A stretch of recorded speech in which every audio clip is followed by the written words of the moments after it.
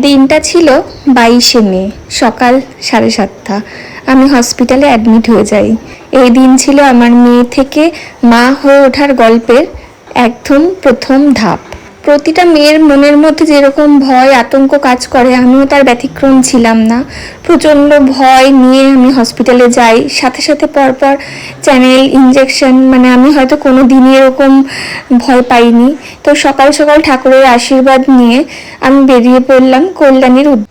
মনের মধ্যে হচ্ছিল এক অজানা আতঙ্ক, জানি না কি হবে, আমি ঠিকঠাক হয়ে ফিরবো তো, সব ঠিকঠাক হবে তো, আমার বাচ্চা সুস্থ হবে তো। তো সব কিছু মনের মধ্যে নিয়েই আমরা বেরিয়ে পড়লাম। আর এদিকে যতটাই আমাকে হাসি খুশি দেখছো, তো ভেতর থেকে ততটাই মানে ভয়ে আতঙ্কে আমি শেষ হয়ে যাচ্ছিলাম। তো এখানে আমরা চলে এসেছি, আর এখানে আসার পর দেখো অনেক প্রসেস থাকে, সেগুলো সব আমার হাজবেন্ড করছে। আর এখানে বাড়ির সবাই এসেছে, আর ও এখানে যে ফর্মালিটিগুলো আছে সেগুলো সবটাই করছে। আর আমাকে এর মধ্যেই আমাকে সঙ্গে সঙ্গে সব রেডি করে নিয়ে ওটি রুমের সামনে নিয়ে গেল। আর এটা হচ্ছে ওটি হওয়ার ঠিক পরের মুহূর্ত। এই যে মুহূর্ত, এই মুহূর্তে আমি কোনো ব্যথা, কোনো অনুভব কিচ্ছু করতে পারছিলাম না।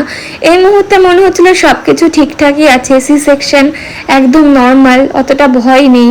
কিন্তু আস্তে আস্তে যত সময় যাচ্ছে ব্যথা তত বাড়ছে, আর সহ্য ক্ষমতাও তত বাড়াতে হচ্ছে নিজেকে, যে আমি এখন মা, আমাকে সহ্য করতেই হবে।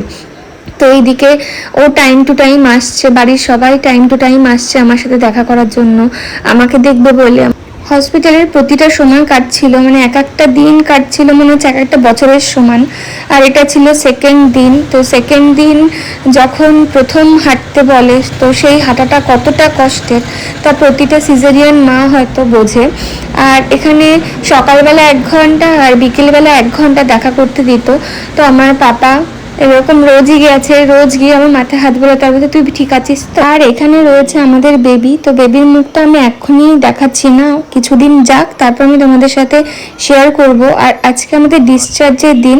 তো আজকে আমি হসপিটাল থেকে যাচ্ছি, মানে মনের মধ্যে প্রচণ্ড আনন্দ কাজ করছে যে আজকে আমি বাড়ি যাব। আর এখানে প্রচুর বেলুন দিয়ে গাড়িটা সাজানো হয়েছিল, কিন্তু রাস্তায় আস্তে আস্তে পটপট করে প্রত্যেকটা বেলুন ফেটে গেছে।